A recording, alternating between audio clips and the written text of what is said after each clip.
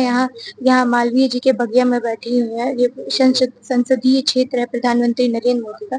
तो मैं बस यही चाहती हूँ कि मोदी जी मेरी मेरी प्रधानमंत्री जो मोदी जी हैं वो मेरी बात सुने। मैं उनसे निवेदन कर रही हूँ कि मैं अन्याय के खिलाफ यहाँ लड़ रही हूँ, तो मुझे न्याय दिया। और तमाम लोग बैठे हुए हैं, तमाम मतलब 72 घंटे से ये ज्यादा धरना चल रहा है और हम विश्वविद्यालय के इस तरह के अवैधानिक कृत्य के प्रति बड़े शर्मिंदगी महसूस करते हुए अपनी इस बहन के साथ तब तक बैठे रहेंगे जब तक इनका दाखिला संपूर्ण रूप से नहीं कर लिया जाएगा। 18वां रैंक है और मेरे नीचे जो है उनका 18वां रैंक है।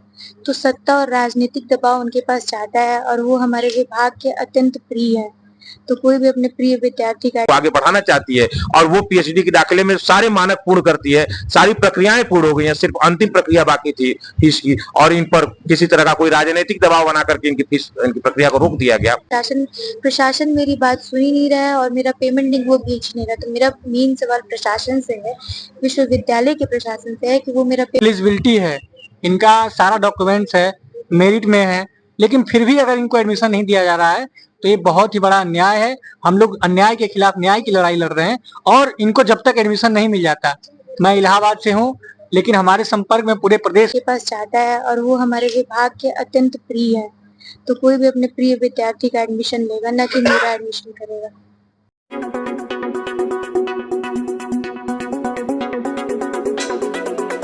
बीएचयू की पीएचडी छात्रा अर्चिता सिंह सेंट्रल ऑफिस की सीढ़ियों पर धरने पर बैठी हैं। उनका आरोप है कि उनकी 15वीं रैंक होने के बावजूद पेमेंट लिंक न बनने से एडमिशन रोक दिया गया, जबकि 18वीं रैंक वाले छात्र को नेता के सपोर्ट से एडमिशन मिल गया। अब करनी सेना ने भी उन्हें समर्थन दिया है। देखिए ये खास रिपोर्ट धरना स्थल से। आपको बता दें कि आप इस मुद्दे से कहीं ना कहीं रूबरू होंगे। बता दें कि एक छात्रा जो पीएचडी के अपने एडमिशन पेमेंट की लड़ाई के लिए लड़ रही है, वो कई दिनों से धरने पे बैठी है और यहाँ पे छात्र नेता भी इस चीज को लेके समर्थन कर रहे हैं। जी हाँ, नमस्कार, मैं साक्षर, आप देख रहे हैं जयदेश न्यूज। आपको बता दें कि कल करनी सेना के प्रदेश अध्यक्ष मिलकर गए हैं, जानेंगे उनसे क्या आश्वासन मिला है। और आपको बता दें इस छात्रा का नाम अर्चिता सिंह, जो कि पीएचडी फी पेमेंट लिंक ना मिलने की वजह से इनका एडमिशन रोक दिया गया और इनसे कम रैंक वालों को एडमिशन दिया जा रहा है। क्या मामला है और क्यों आप धरने पे बैठी हैं? पीएचडी एडमिशन में हो रहे अन्याय के विरुद्ध मैं आज यहाँ धरने पे बैठी हूँ। मेरा मामला यही है कि ईडब्ल्यूएस में अंडरटेकिंग मान्य होता है या नहीं होता है। सबसे इम्पोर्टेंट विभाग हमेशा से अंडरटेकिंग लेकर एडमिशन करता हुआ रहा है।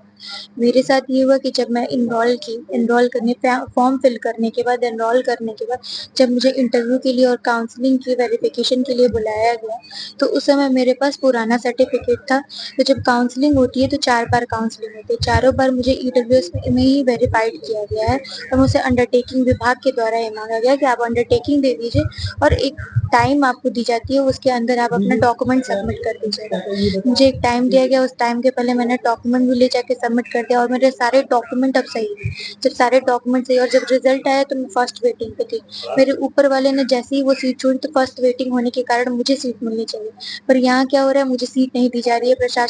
प्रशासन मेरी बात सुन ही नहीं रहा है और मेरा पेमेंट लिंक वो भेज नहीं रहा। तो मेरा मेन सवाल प्रशासन से है, विश्वविद्यालय के प्रशासन से है कि वो मेरा पेमेंट लिंक मुझे क्यों नहीं भेज रहा। आपसे अभी कल करनी सेना के प्रदेश अध्यक्ष मिलकर गए हैं, उनसे क्या आश्वासन मिला आपको?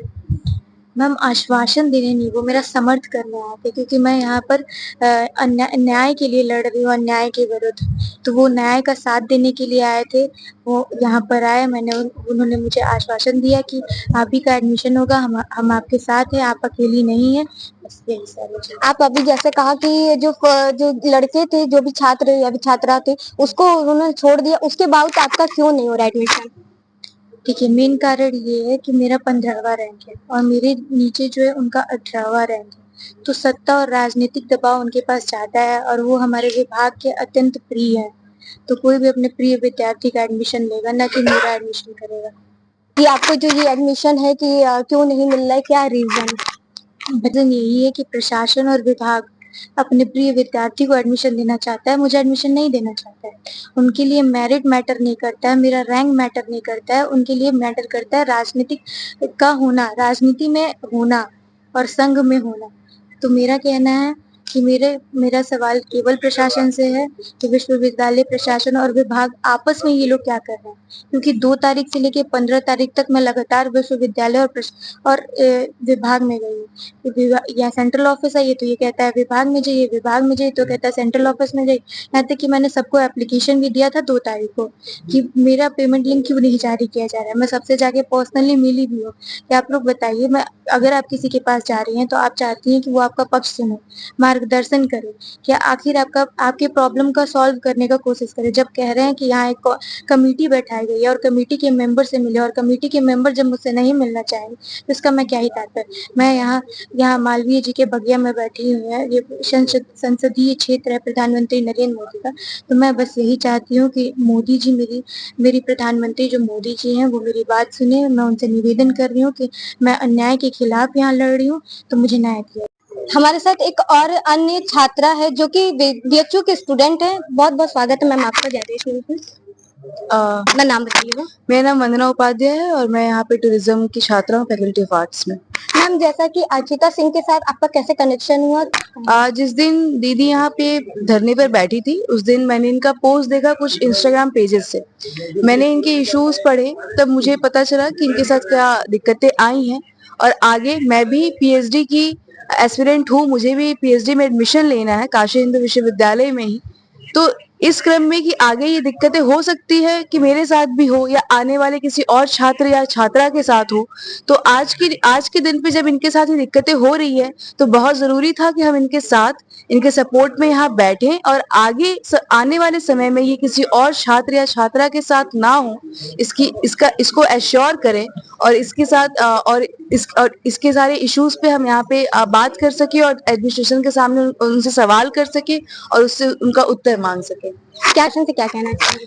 प्रशासन से मेरा एक ही सवाल है कि जब आपके पास सारे इनके एंड से सारे डॉक्यूमेंट्स आपके पास विद इन टाइम आपको दे दिए गए थे, जो भी अंडरटेकिंग और ईडब्ल्यूएस सर्टिफिकेट थे, जो ओरिजिनल सर्टिफिकेट थे, न्यू सर्टिफिकेट जो 31 मार्च से पहले 29 मार्च को ही प्रोड्यूस कर दिया गया था ड्यू डेट के अंदर ही, उसके बाद भी 4 बार वेरिफिकेशन प्रोसेसेस ऑनलाइन और ऑफलाइन करने के बाद भी ऐसा क्या इशू हो गया, ऐसे किस दबाव में आप आ गए कि आपको इनको पेमेंट लिंक अभी तक आप भेज नहीं पाए?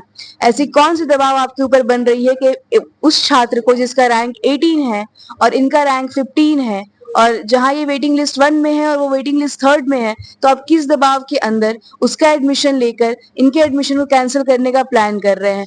क्या ये वही है कि एक छात्र है जो बहुत मिडिल क्लास फैमिली से आती है, एक बहुत सामान्य फैमिली से आती है जिनका कोई पॉलिटिकल और बड़ा कनेक्शन नहीं है, और एक वो छात्र जो पॉलिटिकल कनेक्शन रखता है, उसके लिए क्या आप इस छात्रा के साथ अन्याय करेंगे और इनका एडमिशन कैंसिल करने के पीछे एक षड्यंत्र करेंगे?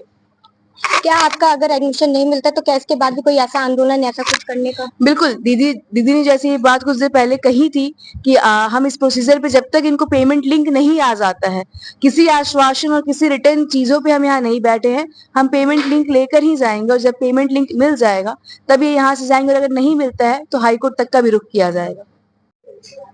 हम जानेंगे इलाहाबाद यूनिवर्सिटी के छात्र नेता से भी कि क्या है मैटर और कैसे क्या समर्थन क्या मिल रहा है। बहुत बहुत स्वागत सर जयदेश न्यूज़ में आपका। धन्यवाद। अपना नाम बताइए। मेरा नाम अजय पांडे बागी है।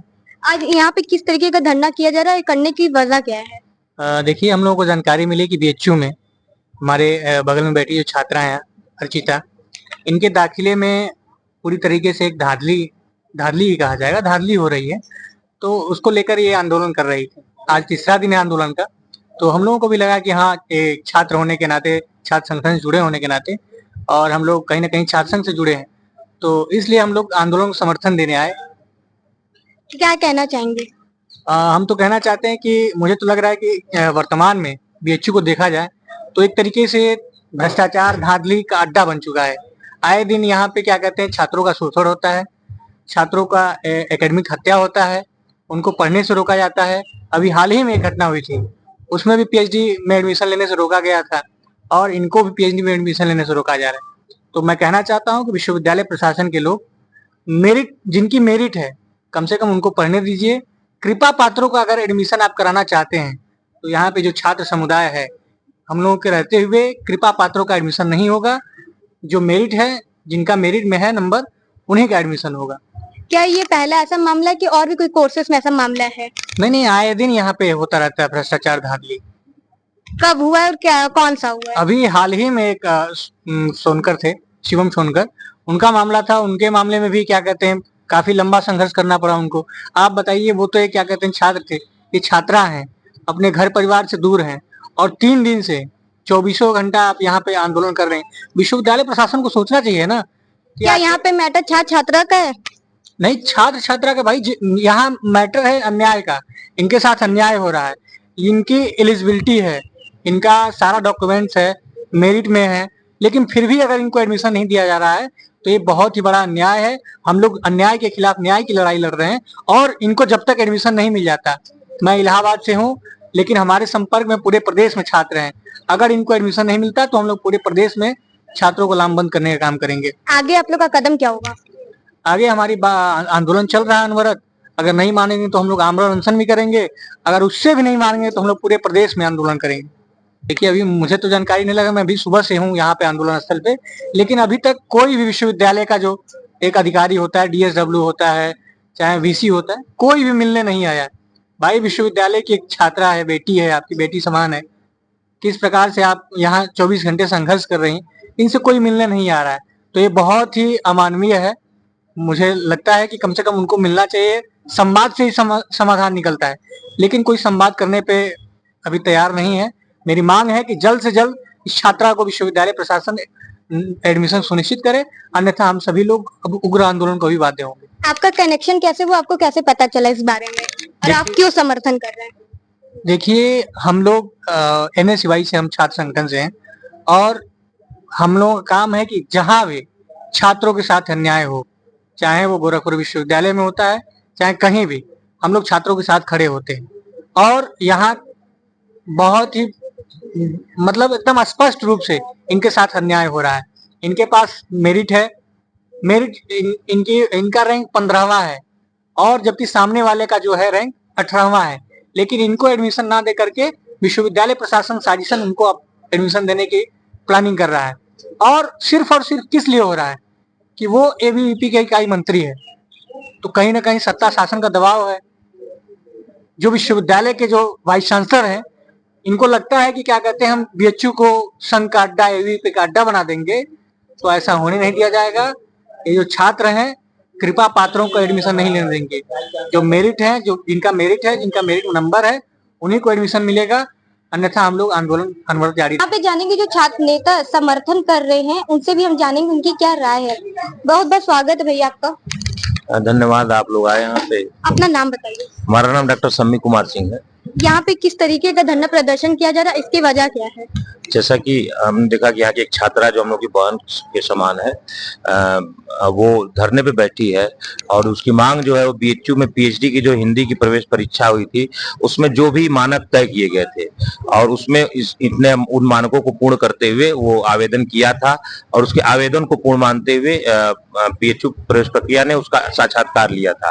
उसमें जो EWS की बात आ रही है, क्योंकि EWS कोटे से इन्होंने आवेदन किया था और उस समय EWS का जो टेन्योर होता है वो सेशन वाइज होता है, फाइनेंशियल ईयर सेशन वाइज, वो अपडेट नहीं था।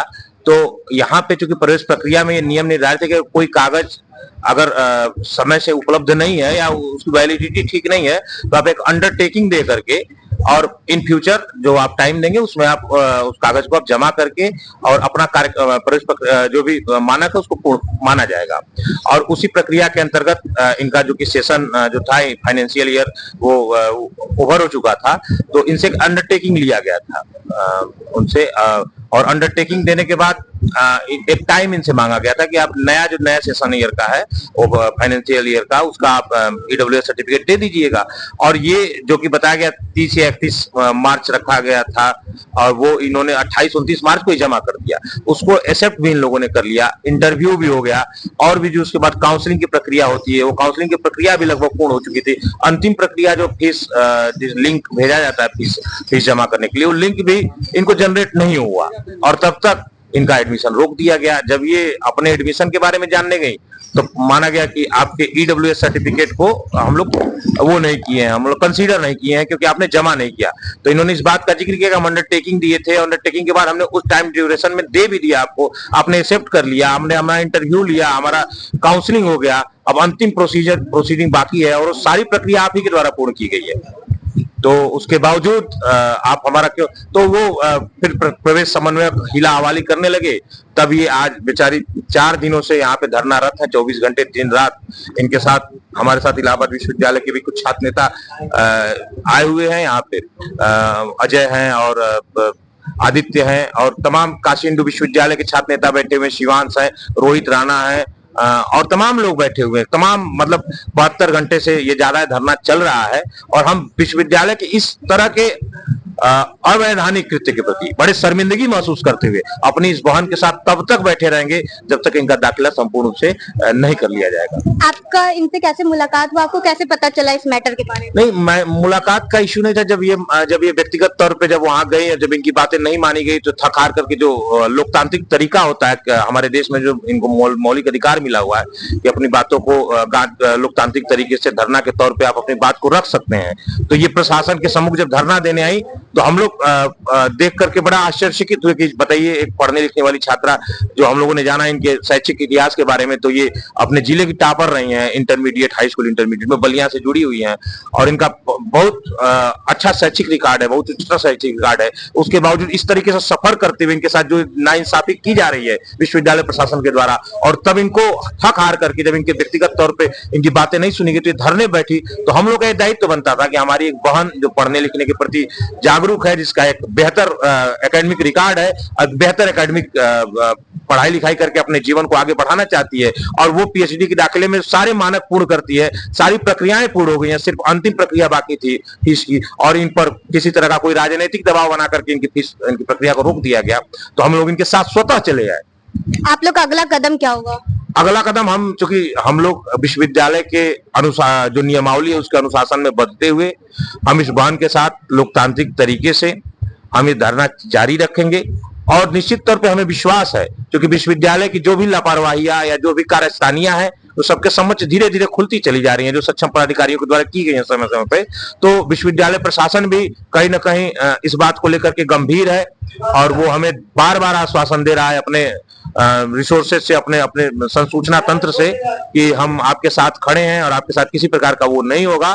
तो हम लोगों को भी विश्वास है विश्वविद्यालय पे और हम लोग का आंदोलन जो इस बहन के नेतृत्व में छेड़ा गया है इसके बहन के प्रवेश के लिए वो पूर्ण होगा।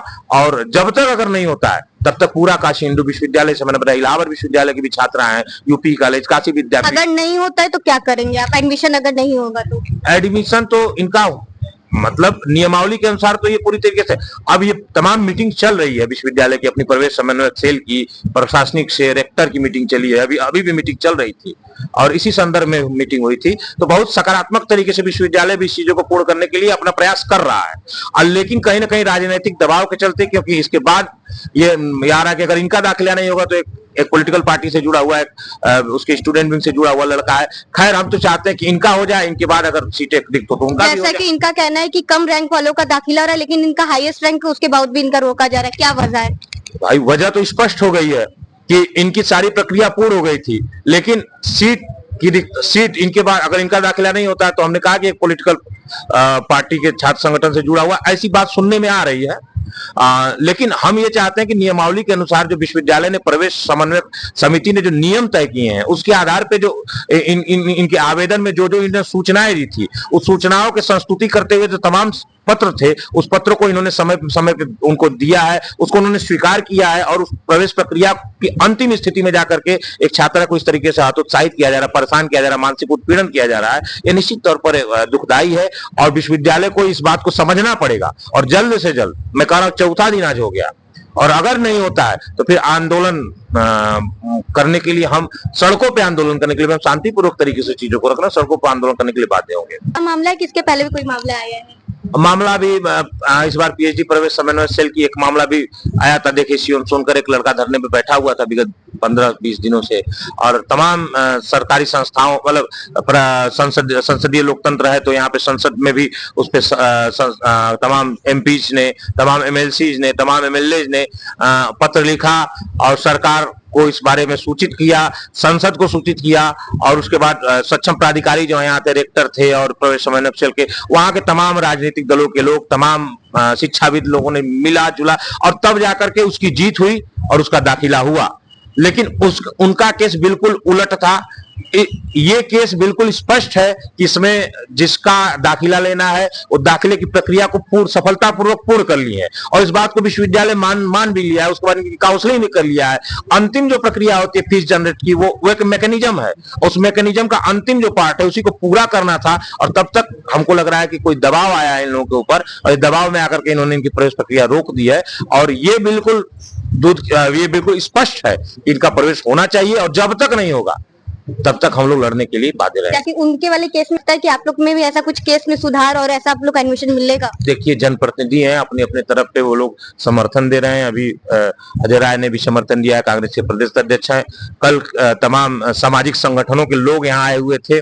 बहुत सारे इस देश में जो सामाजिक संगठन सक्रिय हैं वो उनके अपने राष्ट्रीय अध्यक्ष भी आए हुए थे और फोन के द्वारा और पत्र के द्वारा वो हमको भी समर्थन दे रहे हैं, क्योंकि हमारा तीसरा चौथा दिन है तो बहुत सारी चीजें धीरे धीरे और भी जनप्रतिनिधि और भी शिक्षाविद और भी सक्षम प्राधिकारी जो इस देश में, चाहे उच्च शिक्षा मंत्रालय है, भारत सरकार का जो शिक्षा मंत्रालय है या उससे जुड़े जो अन्य भी जो यूजीसी वगैरह के तमाम सक्षम प्राधिकारी हैं, वो जब जरूरत पड़ेगी तो जरूर देंगे। अभी भी हमको बहुत शानदार समर्थन मिल रहा है और हमारी लड़ाई तब तक चलती रहेगी जब तक हमारी मांगे पूरी नहीं होगी। हम उस बहन को धन्यवाद देना चाहते हैं जो अपने अधिकार के लिए विगत 4 दिन से बैठी है, उनके साथ वंदना उपाध्याय और अभी बहुत सारी छात्राएं भी यहाँ मौजूद है, हमारे अगल बगल भी छात्राएं मौजूद है। हम सबको तहे दिल से धन्यवाद देना चाहते हैं कि अपने हक के लिए आप लोग अगर लड़ने आए हैं तो निश्चित तौर पे एक आजाद भारत का जो सपना देखा था गांधी ने, भगत सिंह ने, नेहरू ने और तमाम जो हमारे महापुरुषों ने, वो साकार होता दिख रहा है और हमारे साथ अब अन्याय नहीं होगा, ये तय हो गया। क्योंकि एक छात्रा जो पढ़ने लिखने में रुचि रखती थी,